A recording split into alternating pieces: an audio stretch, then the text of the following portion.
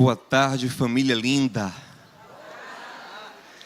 Que a maravilhosa graça, a maravilhosa paz de Jesus continue preenchendo cada coração. É muito lindo ver tanta gente aqui num sábado à tarde com fome da palavra de Deus. Isso é lindo. Que o Senhor nos faça crescer em graça e conhecimento. Amém. Meus amados, vale a pena reforçar que apesar de estarmos aqui apresentando alguns pontos diferentes, nós temos um objetivo em comum, que é todos sermos cheios do Espírito Santo, para a glória de Deus e para o bem de muitos. Amém? E eu vou falar um pouco sobre batismo no Espírito Santo, um pouco sobre dons, com ênfase no dom de línguas, a partir da perspectiva que eu acredito, que eu entendo ser correta. Com todo respeito a outras perspectivas, com as quais também aprendo e quero aprender ainda mais hoje. Mas, como Silas já colocou muito bem, o Espírito Santo não começou a trabalhar ontem, nem hoje, na história humana. Na verdade, antes do homem existir, o Espírito de Deus já pairava sobre a face das águas. Ele é a força criativa do Senhor, e nós encontramos o Espírito Santo em Gênesis 1:2, né? Ele é uma pessoa, mas que opera a força criativa do Senhor na terra, e Deus age pelo seu Espírito em todo o tempo nas Escrituras. Entretanto, meus amados, no Antigo Testamento, parece que a relação dos homens e mulheres de Deus com o Espírito Santo não era a mesma do Novo Testamento. No Antigo Testamento, a gente vai ver homens e mulheres de Deus que recebem visitações do Espírito Santo.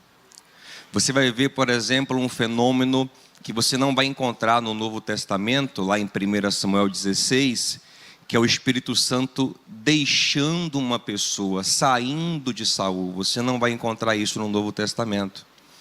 Você vai encontrar Davi, no Salmo 51, orando para não perder o Espírito Santo. Você vai ver Sansão recebendo o que parece visitações do Espírito Santo. O Espírito Santo tomava ele em certos momentos, mas a gente não parece ver o Espírito Santo habitando nos crentes da forma que nós enxergamos no Novo Testamento.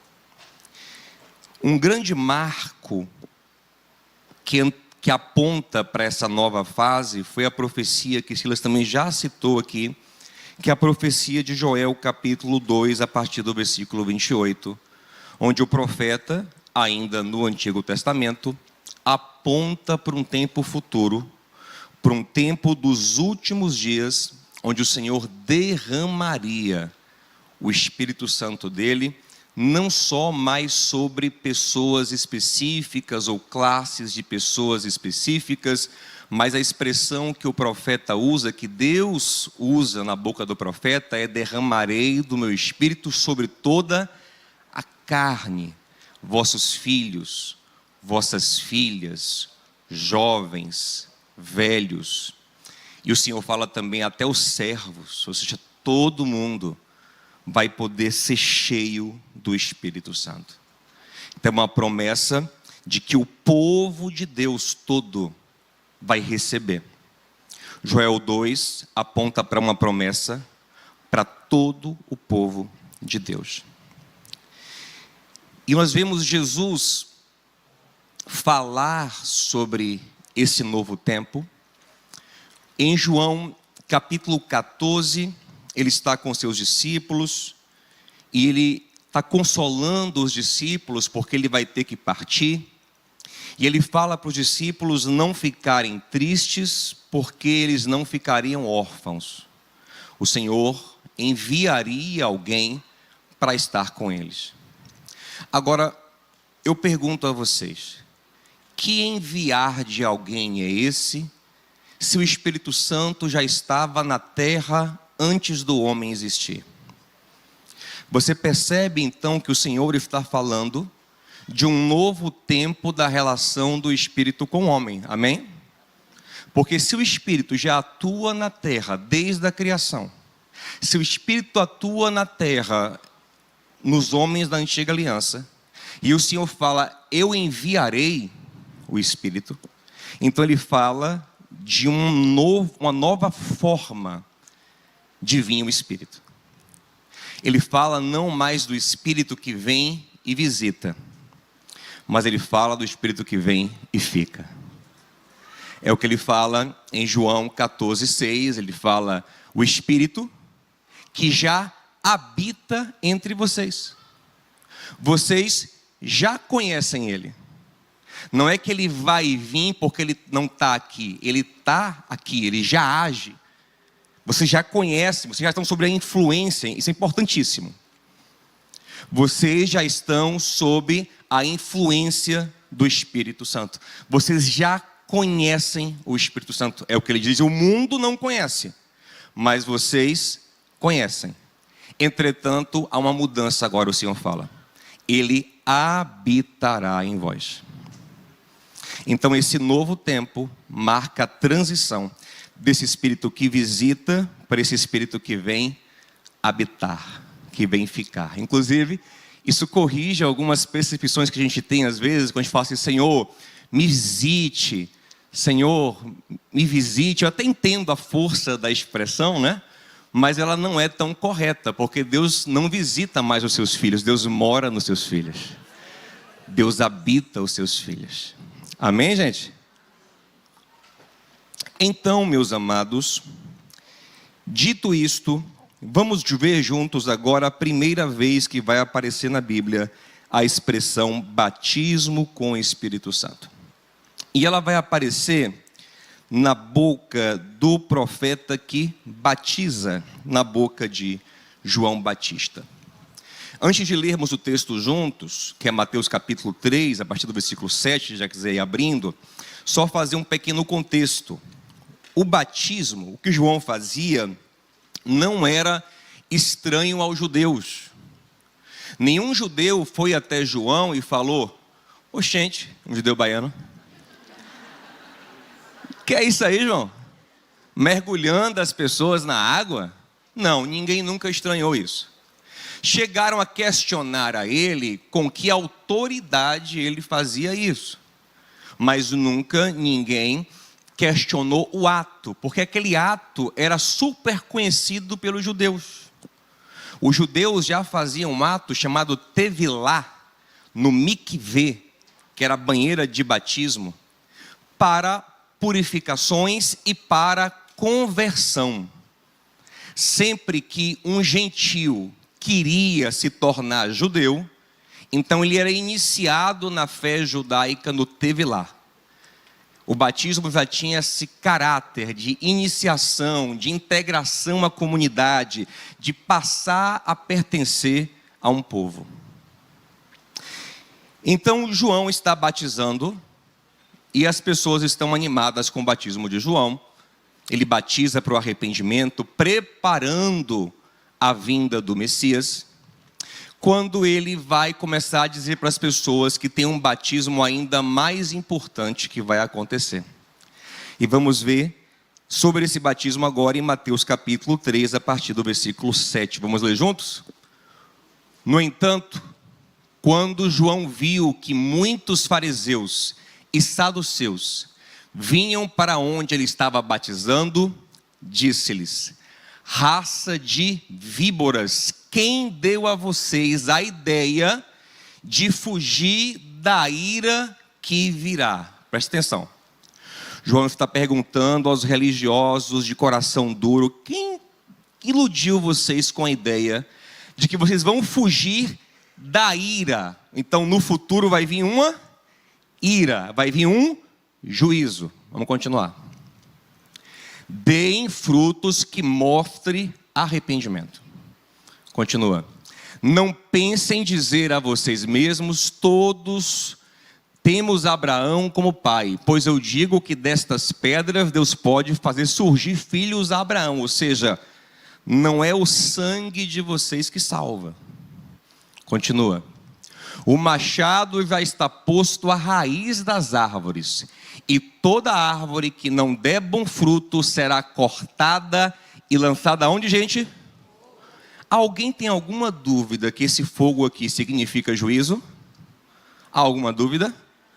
Quem vos ensinou a pensar que vão fugir da ira que virá? Juízo. Tem um machado no pé da árvore.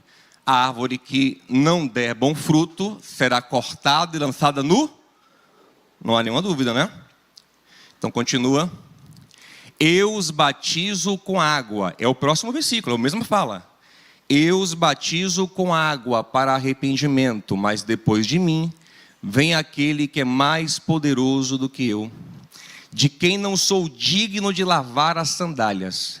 Ele os batizará com o Espírito Santo e com... Ele acabou de falar em fogo como... É natural que o fogo agora tenha outro sentido? Não. Não é leitura natural, não. O fogo mantém o sentido de juízo. Inclusive, todas as vezes que esse autor, e essa é uma regra hermenêutica, você tem que observar como um autor usa uma palavra na sua obra. E nessa obra de Mateus, em Mateus 5, em Mateus 13, em Mateus 25, todas as vezes que ele usa fogo é juízo. Ok? Mas vai ficar ainda mais claro, vamos lá. Ele traz a pá na mão. Ó, a mesma pessoa que vai batizar. Observe, ó, volta no 10, ó. Volta no 10. Não, no 11, me perdoe. O que vem vai batizar com Espírito e... Agora eu começo o 12. Ele quem? Esse que vem, amém, gente? Esse que vai batizar com o quê? Com Espírito e com... Então essa pessoa que vai batizar com Espírito e com fogo, fará isso aqui, ó. Limpará a sua eira e ajuntará o trigo no seu celeiro, mas queimará a palha com fogo que nunca se apaga. Então fica claro que o texto aqui está dizendo que essa pessoa que vai vir batizar com Espírito, também vai batizar com fogo para juízo. Ok? Pelo menos essa é a minha leitura bem natural do texto.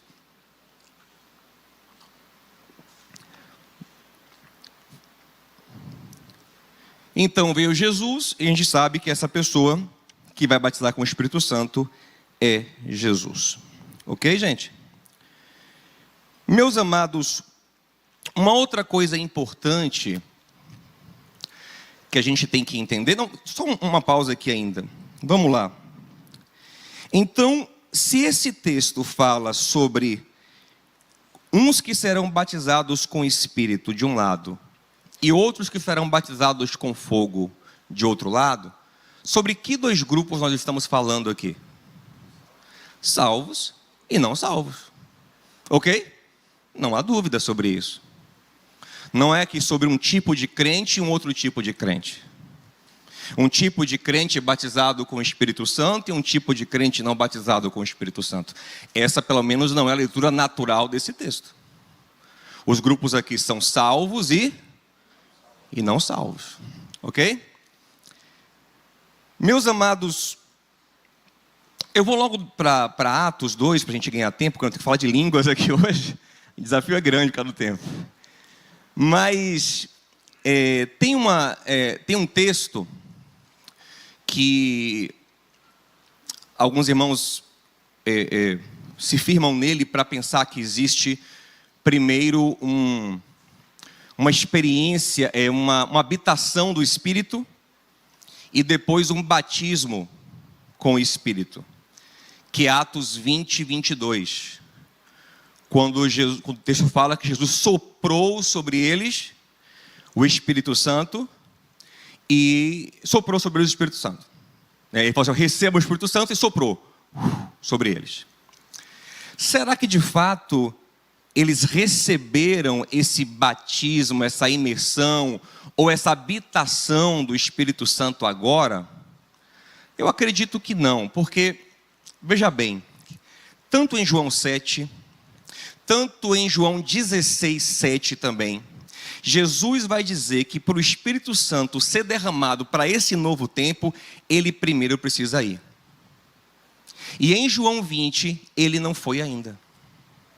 Entende? Quando eu for, ele diz, eu rogarei ao Pai, e ele vai enviar o Consolador. Então esse momento desse sopro, ele é simbólico. Ele é uma preparação do coração para o que vai acontecer em Atos capítulo 2. Porque o Espírito só viria de fato habitar a igreja quando Jesus fosse. Ok? Em João 7 diz que o Espírito não tinha vindo ainda, porque o Senhor ainda não tinha sido glorificado no céu. Ok, gente? Tá para entender? Ok? Então vamos lá para Atos 2, que é o cumprimento da promessa de Joel.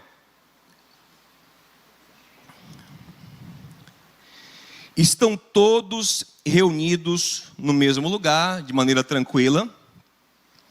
Não tem ninguém fazendo nada extraordinário, pelo contrário, eles estão até sentados, aguardando a promessa. Então acontece a descida do Espírito Santo. Um detalhe importante: só uma parte das pessoas que estavam ali são batizadas com o Espírito Santo? Não, todos.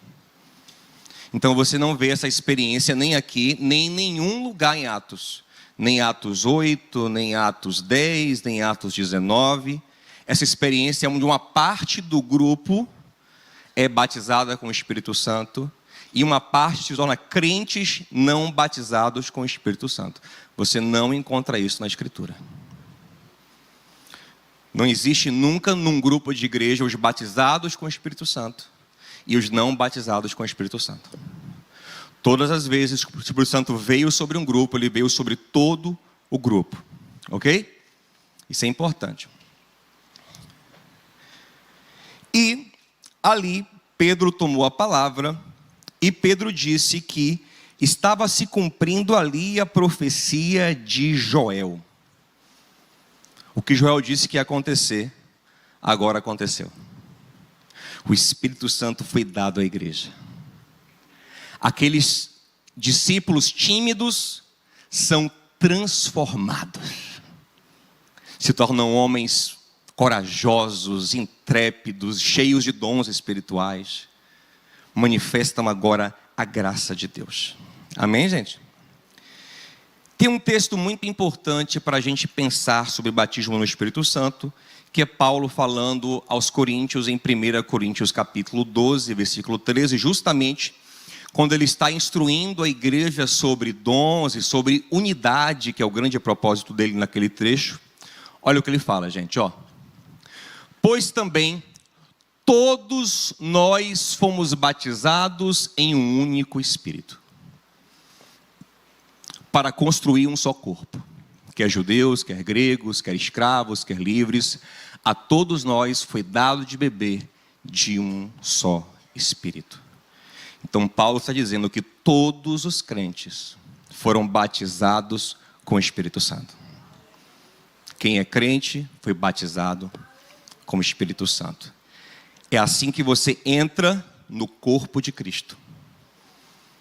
Ser batizado com o Espírito Santo, é o que Paulo está falando, é o que faz você fazer parte do corpo de Cristo, quer seja você grego, judeu, escravo ou livre. Amém, gente? Vamos agora rapidinho aos pontos em que parece que as pessoas... Então, assim, o que é que eu estou defendendo, finalmente, se não ficou claro ainda? Eu estou defendendo que a expressão batismo no Espírito Santo significa a experiência de regeneração. É quando eu sou mergulhado no Espírito, sou transformado. É o novo nascimento. Isso é, na minha visão, biblicamente, o batismo com o Espírito Santo. Amém, gente? Pastor, e aqueles casos em Atos em que parece que pessoas regeneradas só recebem o Espírito Santo depois de serem regeneradas? Qual é a resposta? A resposta é: elas não eram regeneradas.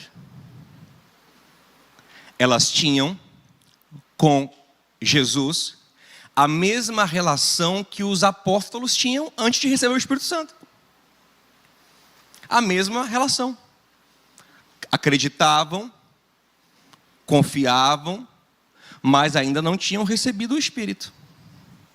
Ainda não tinham sido transformados. Ainda não tinham nascido de novo. É a mesma coisa que acontecia com os crentes do Antigo Testamento, amém, gente? Porque assim, no Antigo Testamento, não é só aqueles que recebiam o Espírito Santo que foram salvos, não. Todos aqueles que confiavam em Deus de verdade, pela obra futura de Cristo, também foram salvos. Mesmo os que não recebiam essas visitas do Espírito Santo. Mesmo os que não foram regenerados, eram salvos pela graça de Deus. Da mesma forma, acontece. Em Atos capítulo 2, está ali os crentes. É Pedro, é Tiago, é João, as Marias, estão ali. São crentes, mas ainda não foram transformados, não foram empoderados, não foram regenerados. Então vem sobre eles o batismo, o mergulho no Espírito Santo. É a mesma coisa que vai acontecer em Samaria, em Atos 8. Descem Pedro e João para orar pela comunidade de crentes que ainda não tinham recebido o Espírito Santo. A mesma coisa que vai acontecer na casa de Cornélio, em Atos 10. No caso da casa de Cornélio é um pouco diferente, porque na verdade eles vão crer no mesmo momento que vão receber o Espírito Santo. Em Samaria eles creram um pouco antes. E é interessante que se você lê em Atos 1:8, o Senhor fala assim, ó, vocês vão pelo mundo pregando em toda a Judeia, Samaria e até os confins da terra. E a gente tem aqui em Atos 3 Pentecostes. Pentecostes, gente, é a festa da colheita judaica. Deus escolheu essa festa de propósito, para mostrar que a colheita do Calvário, a colheita da cruz, é o derramado do Espírito Santo. Então tem 3 Pentecostes. Tem o Pentecoste de Jerusalém, Judeia, Atos 2. Tem o Pentecoste de Samaria, né? Pregar em toda a Judeia, Samaria e até os... E tem o Pentecoste dos romanos, que representava o mundo todo na época, que é na casa de Cornélio, Atos 10. São 3 momentos em que Deus sinaliza a sua igreja. O Espírito Santo está vindo sobre todos. Quando Pedro fala em Atos 11 sobre o que aconteceu na casa de Cornélio, ele fala que isso é um sinal para que os judeus aceitassem os gentios. Porque mesmo naquele tempo, os judeus queriam se fechar e não queriam aceitar os gentios. Pedro, para justificar, disse em Atos 11, gente, sabe o que aconteceu lá? O Espírito Santo veio sobre eles da mesma forma que veio sobre nós. Dizendo que o Senhor abraçou aquele povo também. Então esses Pentecostes, eles aconteceram como um sinal de Deus, de que o poder dele, a graça dele, o Evangelho, de fato estava chegando em Samaria e até os confins da terra, como ele prometeu. Tem um caso que é o de Atos 19. Paulo chega em Éfeso e ele pergunta aos irmãos ali: vocês não receberam o Espírito Santo quando creram? Observe que a expectativa dele é essa. A expectativa dele não é que eles recebam o Espírito Santo depois de crer. É que recebam quando?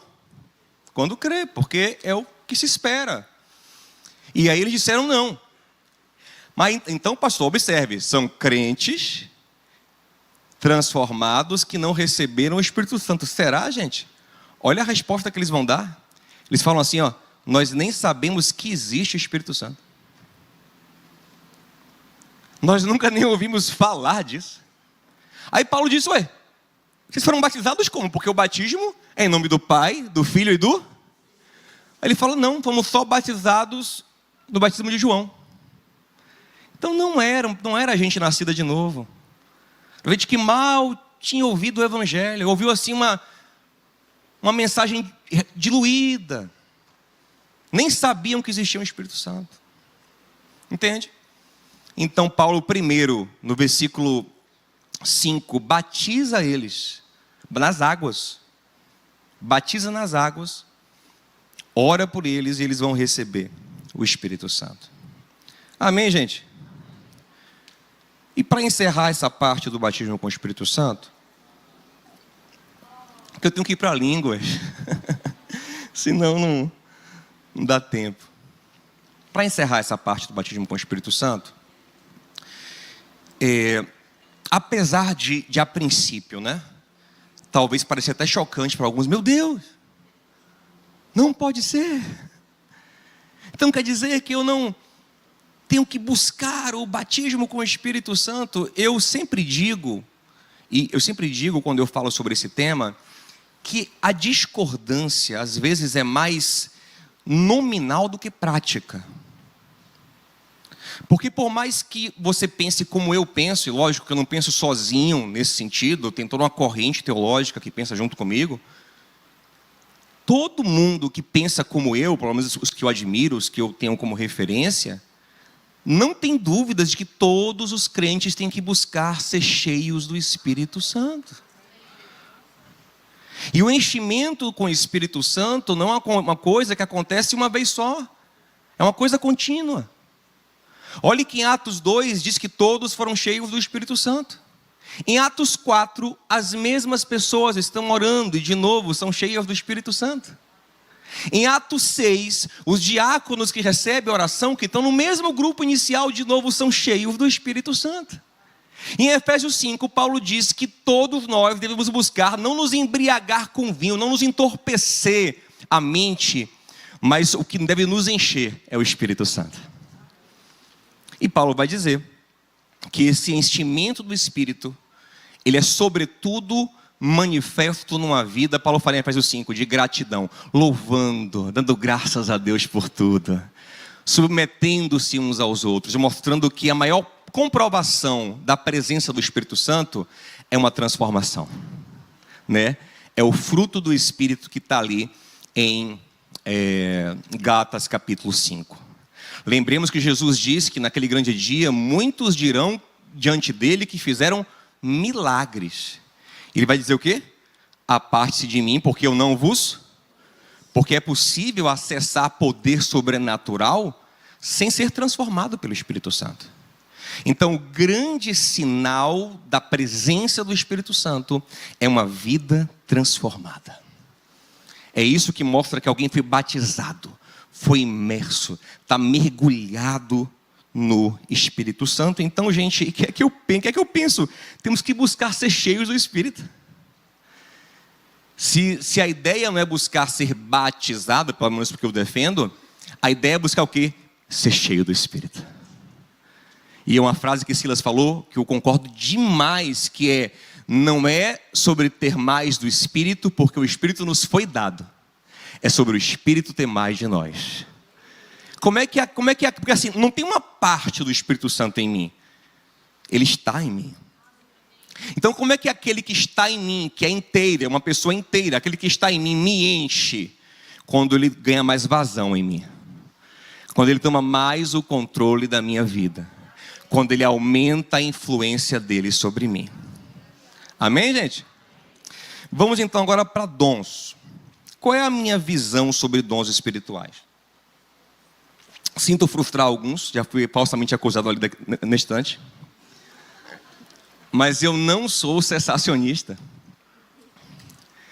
Não tenho como ser, porque, em primeiro lugar, o argumento teológico cessacionista, para mim, me parece muito frágil. O argumento teológico cessacionista é, sobretudo, fundamentado em 1 Coríntios 13, quando Paulo vai dizer que a profecia vai passar, as línguas vão passar, mas ele também diz que a ciência vai passar. A ciência passou? Não, só se multiplicou. Então, não acredito que esse argumento não vejo nenhum argumento sólido para dizer que os dons espirituais não podem mais se manifestar, pelo contrário, e também por experiência, creio plenamente na manifestação de dons do Espírito. Agora, uma questão que é importante. Se você olhar para a história bíblica, você vai ver o Espírito de Deus agindo sempre da mesma forma? Pelo contrário, em cada época ele age de uma forma única. Ele praticamente não repete a sua forma de agir nos tempos. A forma como ele agiu nos patriarcas, por exemplo, que estavam sob uma influência do Espírito, foi uma, que não se repetiu. A forma que ele agiu em Moisés foi única, nunca se repetiu. A forma que ele agiu em Sansão foi única, nunca se repetiu. A forma que ele agiu em Elias e Eliseu era parecida, mas também foi um tempo único. E assim você vai ver sempre. Por exemplo, João Batista é dito por Jesus como sendo o maior dos profetas. Entretanto, ele não fez um milagre. Será que ele era menos cheio do Espírito Santo? Será que faltava a João Batista orar e falar: Deus, faz na minha vida o que fizeste com Moisés? Será que ele não experimentava o poder porque ele era pouco avivado, ele não buscava, ele não orava o suficiente? Será que era por isso que João Batista não manifestou os dons que Moisés manifestou? Por falta de fervor? De entrega? De busca? Não. Ele era cheio do Espírito desde o ventre da sua mãe. João Batista manifestou o ministério que manifestou, porque aprove a Deus naquele tempo usá-lo como um pregador do deserto. Então, meus irmãos, quando eu olho para o ministério de Jesus, eu vejo naquele tempo uma atuação do Espírito única, irrepetível. O que Jesus fez, nenhum apóstolo fez, nenhum discípulo fez em tempo algum. Não há nada nem parecido com o que Jesus fez. Pastor, então como é que a gente interpreta aquele texto que diz que aqueles que crerem farão as obras que eu faço e as farão ainda maiores? Gente, farão obras maiores em alcance, não em dimensão. Porque se nós fizéssemos obras maiores do que Deus encarnado em dimensão, alguma coisa errada estaria. Você entende? Então, não se repetiu. Ninguém andou sobre as águas, ninguém ressuscitou um morto de 4 dias, ninguém multiplicou pães como ele, não daquela forma, não se repetiu. Então observe que se do tempo de Jesus para os apóstolos, o Espírito não é obrigado a repetir a mesma forma, e isso tem anos de distância de Jesus para os apóstolos. Por que para o tempo dos apóstolos, para os nossos tempos, o Espírito é obrigado a agir da mesma forma? Então eu acho um pouco imaturo essa perspectiva de dizer o Espírito tem que agir em nossos dias igualzinho agia no tempo da igreja primitiva. Gente, 2000 anos de diferença. Muita coisa mudou. A humanidade mudou. A sociedade mudou. As estruturas mudavam. Em menos tempos e em mudanças menores, Deus mudou a forma de agir. Com isso eu não quero dizer que Deus não possa fazer. Deus pode fazer inclusive os sinais de Moisés, se Ele quiser hoje. Ele pode inclusive abrir o mar. Mas geralmente Ele bota um dinheiro para você comprar uma passagem de avião. É o que Ele está fazendo geralmente. Mas Ele pode abrir mar. Ele pode fazer maná cair do céu de novo? Pode. Agora observe que maná só caiu do céu naquele período do deserto e nunca mais. Por quê? Porque era extremamente necessário. Deus não desperdiça seus milagres. Ele faz no tempo e no contexto certo para glorificar o seu nome, para edificar a sua obra. Amém, gente? Então Ele pode fazer o que fez em Moisés, o que fez com os apóstolos. Ele é soberano, mas Ele não é obrigado a fazer. E esse argumento, o Senhor faça hoje, porque o Senhor fez outrora, eu acho um pouco imaturo. Creio que a gente tem que buscar que o Senhor nos use segundo a sua vontade, segundo o seu querer, segundo o que Silas colocou muito bem, o que for útil, amém? O que for edificante, porque esse é o propósito do dom espiritual. Sobre as listas serem exaustivas de Paulo ou serem exemplificativas, eu acredito que as listas são exemplificativas. Por quê? Porque Paulo dá várias listas nas suas cartas, quase sempre com caráter exemplificativo. Paulo, quando fala em 1 Coríntios 12, Romanos 12, Efésios 4, sobre dons do Espírito, tem horas que ele repete. Ele fala dons de curar em mais de uma lista, às vezes mistura dom de curar com o ministério de serviço. Então, ele está dando exemplos de coisas que o Espírito Santo pode fazer. Lá em Êxodo, a gente vai ver o Espírito Santo dando um dom artístico para um homem. Então, assim, o Espírito Santo tem muitas formas de trabalhar. Eu gosto da expressão que Pedro usa, quando Pedro fala de dons espirituais. Pedro fala em 1 Pedro 4:10, que Deus, assim, ele fala assim, quem falar, fale com a graça de Deus. Quem servir, sirva como quem serve. Ele separa dons de fala e de serviço. Ele fala assim, porque todos nós temos que guardar com fidelidade as muitas formas da graça de Deus. O dom que recebemos pode vir de muitas formas. Amém? Então eu creio que o Espírito Santo pode fazer aquelas coisas que Silas colocou aqui, aquela lista de 1 Coríntios 12, a de Efésios 4, a de Romanos 12, e o que ele quiser. Amém? Desde que alinhado com os propósitos de Deus, com a palavra de Deus, com os princípios de Deus, ele pode fazer muita coisa. E agora, gente, para a gente encerrar, vamos ao dom de línguas. Olha aí, chegou. Eu sei que vocês gostam desse assunto. Vamos lá. Vamos ver Jesus falando sobre o dom de línguas? Marcos capítulo 16, versículo 15. Vamos lá. Marcos 16, 15. Vamos ver aqui na tela. Essa foto, essa pessoa é legal. Ele lhes disse, vão por onde, gente? Por onde? Não ouvi? Por onde? Pelo mundo. Vão pelo mundo todo. O mundo todo tem poucas ou muitas línguas diferentes? O mundo todo? Muitos idiomas diferentes, né? Então vão pelo mundo todo e preguem o evangelho a todas as pessoas. Vamos continuar. Quem crer e for batizado será salvo, mas quem não crer será condenado. Vamos continuar.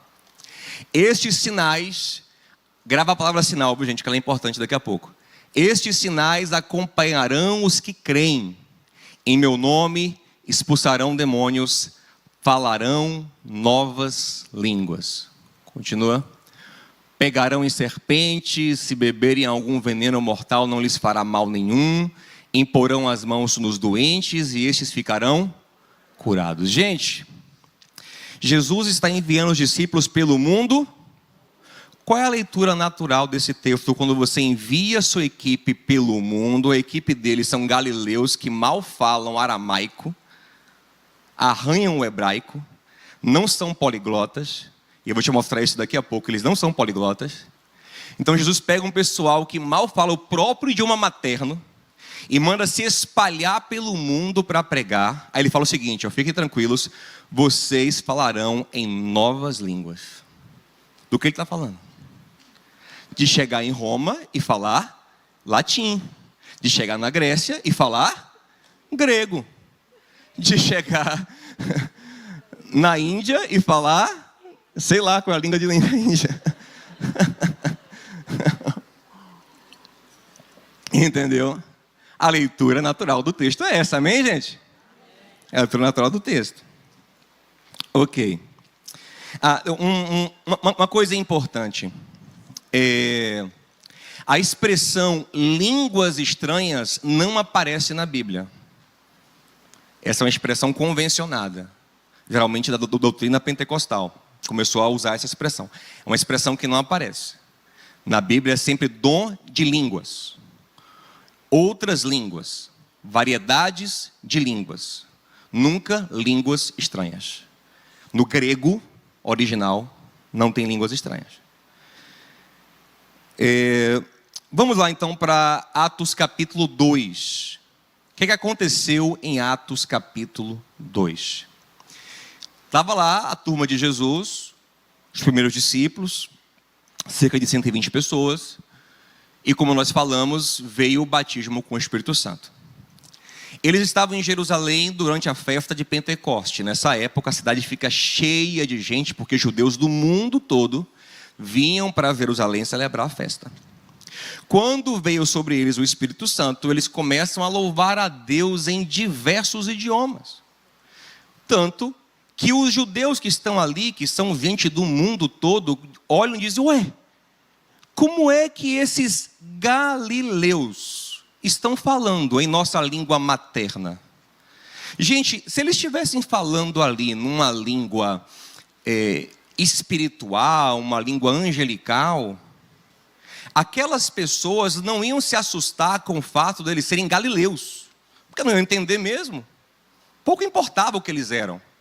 Então eles destacam como eles são galileus e têm habilidade, têm capacidade de falar na minha língua materna. Eles dão a lista de países lá representados, de povos representados. Então, para mim, fica muito pouca dúvida que aqui o dom de línguas que estava sobre eles era a língua idiomática. E aconteceu o que o Senhor falou. Eles se comunicam com pessoas de outras línguas. Aquilo se torna um sinal. Gente, o que é sinal? Sinal é quando o milagre comprova que Deus de fato está agindo. Ele deixa claro que é Deus. Todas as vezes que há um milagre de Jesus em João, por exemplo, é chamado de sinal.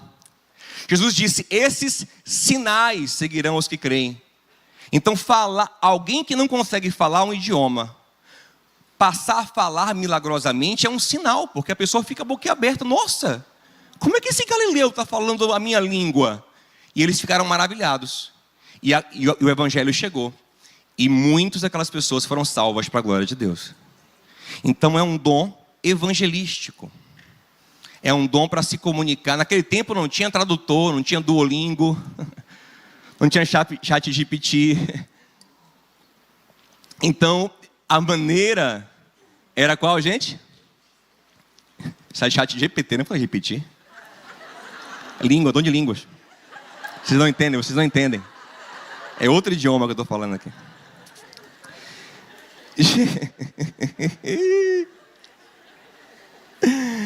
Gente, eu acho que fica pouca dúvida que a língua que eles estavam falando ali eram línguas humanas. Eram línguas de outros países. E todas as vezes que o dom de línguas vai aparecer em Atos, você tem que ter na mente aquela regra que a gente usou em Mateus para o fogo, lembra? Que fogo em Mateus sem prejuízo. Aqui, o mesmo autor de Atos 2 é o autor de Atos 8, é o autor de Atos 10, é o autor de Atos 19. Se Lucas fosse falar de um outro tipo de língua que não o do princípio de Atos 2, ele diria: e na casa de Cornélio veio uma outra linguagem. Mas ele não fala, porque já está subentendido que é o mesmo dom que está acontecendo. As pessoas estão falando em outros idiomas. Oi? Vamos chegar lá. Vamos chegar lá. Estão falando outros idiomas. Ok? Então Paulo, gente, vai dizer em 1 Coríntios 12:10 que o dom se chama genenglosson. Genen é variedade de língua. Esse é o nome que Paulo dá ao dom, não é línguas estranhas, é variedade de línguas. É o nome do dom no Novo Testamento, no grego. Variedade de línguas. Capacidade de falar em várias, ser poliglota. É o nome do dom, o dom de ser poliglota. Pelo menos assim que eu entendo, vai vir outra posição e eu respeito também. Amém, gente? Mas é assim que eu entendo. E aí, quanto tempo eu tenho ainda? Porque eu tenho um TDAH, eu me perco. Vou acabar. 5 minutos, vou acabar. Vamos então, rapidinho aqui, para o capítulo 14 de Coríntios, né? Que eu acho que é o que gera mais confusão. Eu acho que a gente às vezes interpreta equivocadamente por fazer uma leitura equivocada desse capítulo 14. O ideal seria a gente ler o capítulo todo, mas a gente não tem tempo. Aliás, vamos ver rapidinho esse capítulo lá? Bora. Rapidinho, ó. Eu quero ver você pega um versículozinho, aí você fica sem entender. Você tem que ler o capítulo todo. Lê o contexto, amém, gente? Para entender um texto, lê o contexto. Vamos lá. Paulo em nenhum momento falou que o dom de línguas era uma outra coisa até então. Não falou que era uma coisa diferente. Assim, uma coisa, até voltando um pouquinho no batismo com o Espírito Santo, é tão forte que essa coisa do batismo com o Espírito Santo é a regeneração, que você não vai ver nenhum apóstolo mandar a igreja buscar o batismo com o Espírito Santo. Nem Paulo, nem Pedro, nem Tiago, ninguém manda. É como se fosse subentendido que todo crente é batizado com o Espírito Santo. Amém, gente? Se fosse algo tão importante assim, tem que ser buscado, eles diriam, e não deixem de buscar o batismo com o Espírito Santo. Entendeu? Então, coloca isso na sua nota aí também. Mas vamos lá. 1 Coríntios, capítulo 14. Sigam o amor e busquem com dedicação os dons espirituais. Sabe por que Paulo está falando isso? Porque desde o capítulo 12, ele está falando da confusão que está na igreja de Coríntios. Que eles não estão sabendo usar os dons espirituais, estão se comportando como crianças, imaturas, vaidosas, contenciosas, meninos na fé. Então ele vai escrever esse texto para mostrar como é que funciona, para poder organizar a coisa. Vamos lá. Sigam o amor e busquem os dons, principalmente o de profecia. Então ele está colocando a profecia num lugar de destaque. Amém, gente? Vamos lá. Por que ele fala isso? Vai explicar agora, ó. Pois quem fala em línguas não fala por intermédio de homens, mas de Deus.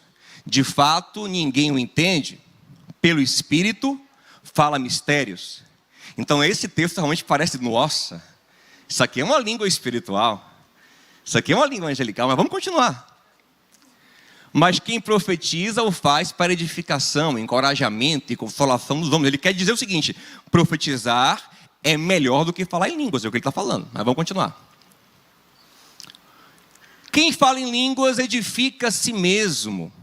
E aqui pode ter duas interpretações. Ou eu estou de fato me edificando, me fortalecendo, ou eu estou me exibindo. Edifica a si mesmo no sentido de eu estou me exibindo, né?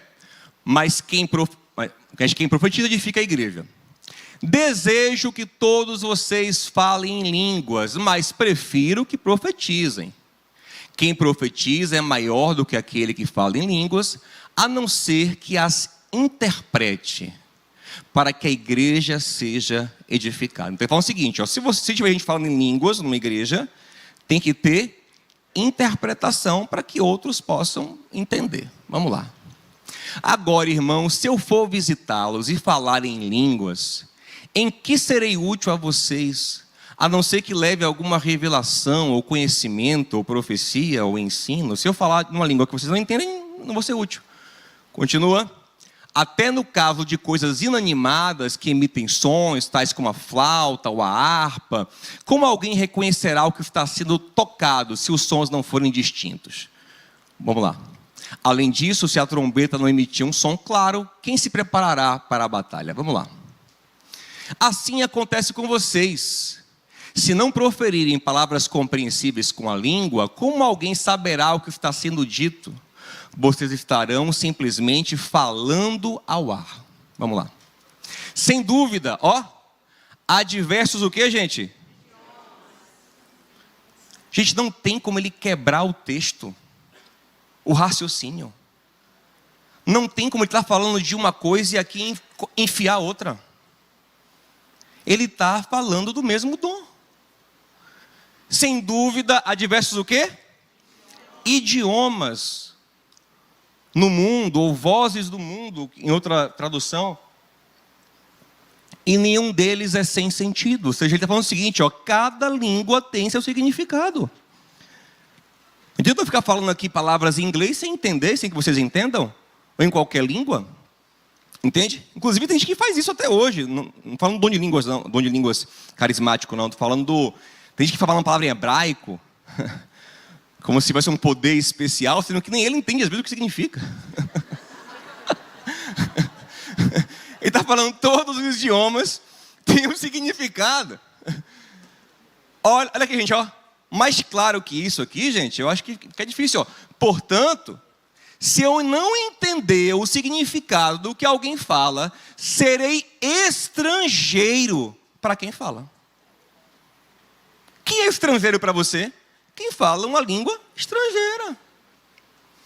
E ele será estrangeiro para mim. Continua. Assim acontece com vocês, ó. Vocês estão assim. Estão falando em língua sem ninguém entender um ao outro. Assim acontece com vocês. E por que acontece? Porque vocês estão ansiosos por terem dons espirituais. Vocês não buscam dons com maturidade, mas com ansiedade infantil, egocêntrica e carnal. É o que o tempo todo Paulo vai falar para essa igreja. Vocês são carnais, apesar de buscar dons espirituais. Procurem crescer naqueles que trazem edificação para a igreja. Continua. Por isso, quem fala em línguas, ore para que possa interpretá-las. Aí alguém fala assim, mas pastor, está vindo aí? Se é um idioma natural, por que tem que orar para interpretar? Fica quem fala assim, quem fala em línguas se matricule no FISC. Não tinha na época. No CCAA, no Aquibeu, não tinha na época. Eles não tinham como aprender outros idiomas assim. Assim como eles aprendiam a falar de maneira sobrenatural, sem curso de idiomas, eles também vão interpretar de maneira sobrenatural. Continua. Pois se oro em línguas, o meu espírito ora, mas a minha mente fica infrutífera. Às vezes nem ele podia entender. Continua. Então o que farei? Orarei com o espírito, mas também orarei com entendimento. Cantarei com o espírito, mas também cantarei com entendimento. Continua. Se você estiver louvando a Deus em espírito, como poderá aqueles que estão entre os não instruídos dizer amém?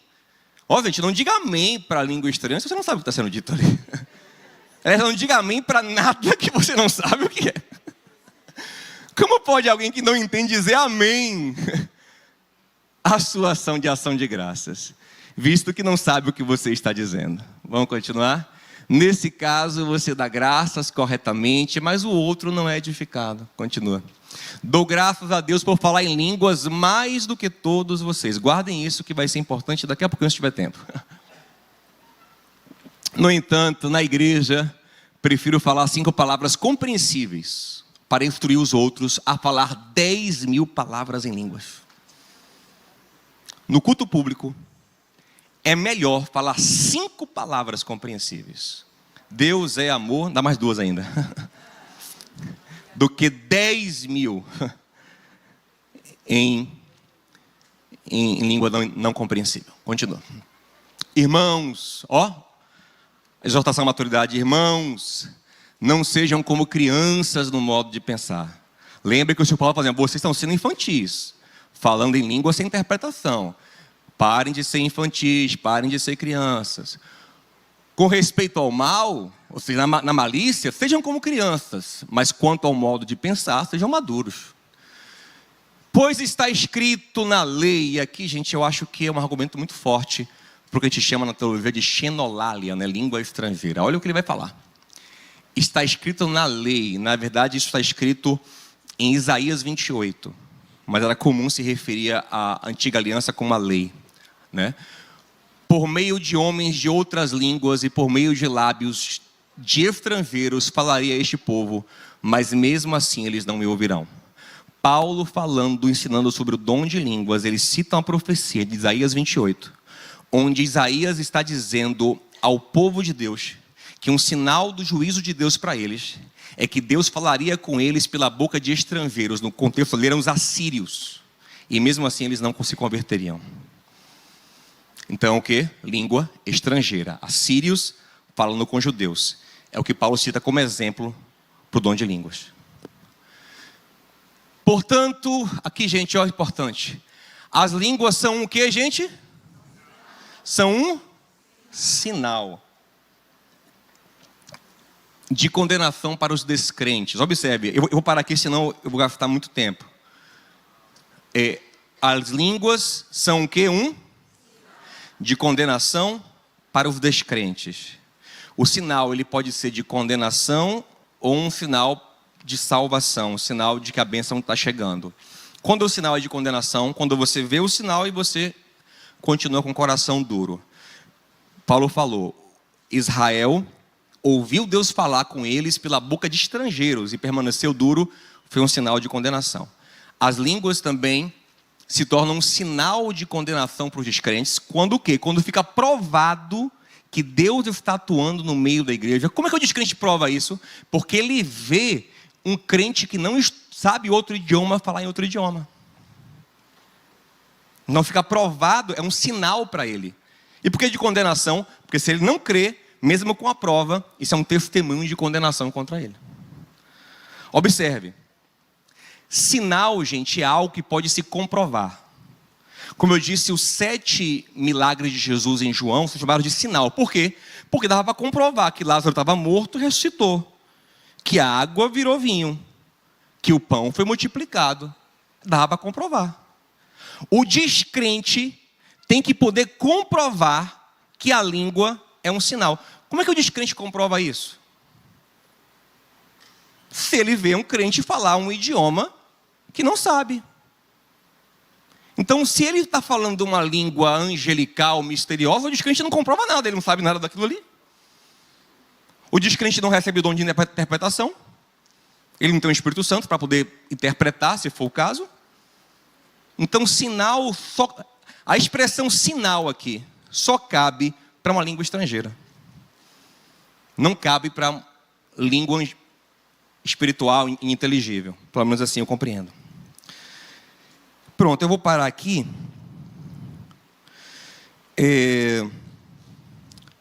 Pastor, então o que é que você acredita? Se você acredita que o dom de línguas na Bíblia é língua estrangeira, o que você acredita que é o dom de línguas ininteligíveis?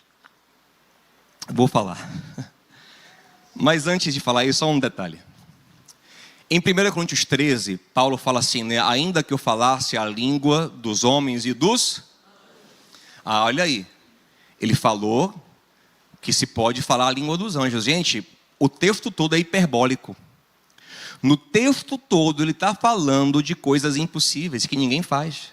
Veja o que ele está falando, coisas que ele não faz, pelo menos ele não fez. E que ele não espera que ninguém... Ele está colocando a régua lá em cima. Ele fala o seguinte, ó. Ainda que eu conhecesse toda a ciência... Ele conhecia? Claro que não. Todos os mistérios. Que eu tivesse tanta fé a ponto de transportar montes, ele tinha? Não, ele não fez isso. Ainda que eu entregasse meu corpo para ser queimado, ele não fez isso. Ainda que eu falasse língua dos anjos, então uma linguagem hiperbólica. Não quer dizer que ele fala a língua dos anjos. Ok? E nem que haja uma língua dos anjos. Na tradição judaica, por exemplo, eles acreditam que a língua do céu é hebraico. Eles puxam para eles, né? Eles creem nisso. Não há registro de que alguém tenha visto anjos falando de uma língua diferente. O que é que você acredita que é a língua ininteligível? Irmãos, eu sinceramente, e já falei essa língua, e se eu der vazão eu falo também, eu acredito que essa língua, ela não é o dom que está na Escritura, que é um dom evangelístico, como nós, pelo menos, construímos aqui agora, mas acredito que ela pode sim ser uma expressão sincera de alguém cheio do Espírito Santo. Ok? Não acredito que é uma farsa, que quem faz está enganando e está mentindo. Não. Acredito sim que tem gente que finge, que imita o outro, que se exibe. Tem de um montão. Mas não acredito que todos façam isso. Pelo contrário. Minha esposa outro dia foi orar, falei uma rajada de línguas ali, me renovei. Ela é sincera. E eu entendo o que ela está vivendo, o que ela está experimentando, eu acredito nisso. Eu já vivo também se eu precisar. O que eu acredito é o seguinte: imagina você está cheio do Espírito. Você está transbordando de uma força e de uma energia divina. Às vezes seu cérebro não consegue mais acompanhar isso. E se o cérebro buga, a língua também buga. E você começa a balbuciar expressões que não são mais racionais. É um derramar da alma. Pastor, onde é que encaixa isso biblicamente? Muitos teólogos não concordam comigo. Os únicos teólogos que me acompanham até aqui. Aqui eles me largam. Mas eu sinceramente acredito que quando Paulo fala ali em Romanos 8 sobre o gemido do Espírito Santo, ele pode estar contemplando esse fenômeno, né? Por quê? Porque o que ele está falando ali? Ele está falando o seguinte: nós não sabemos orar como convém. Então parece que é algo que ele percebe na oração. Como é que ele veria o Espírito Santo gemer? Se não fosse dentro dele mesmo, onde ele veria isso? E ele fala: porque nós não sabemos orar como convém, o Espírito Santo intercede por nós com gemidos inexprimíveis. Então me parece que existe um lugar onde a alma geme, balbucia palavras, fonemas, que não são um idioma, ok? Não acho que são passíveis de interpretação. Acho até que alguém pode, dali, brotar uma profecia, acredito. Mas não acredito que aquelas palavras têm estrutura linguística. E o tempo todo o dom de línguas é tratado na Escritura como uma língua, um idioma. E aí várias observações já foram feitas, né, por vários pesquisadores que analisaram esse fenômeno da glossolalia e percebe-se que não há uma estrutura gramatical, sintática, para configurar o idioma. Geralmente as pessoas falam fonemas da sua língua materna. Então aqui no Brasil é muito pá, tá, ra, tra, cá, porque são os nossos fonemas. Mas a língua estranha dos americanos é ro, jo, no. Então são balbuciar de fonemas naturais. E tem valor, acredito que tem, são expressões legítimas, mas não acredito que é o dom da Escritura. Pastor, e se eu acreditar, eu posso falar? Meu irmão,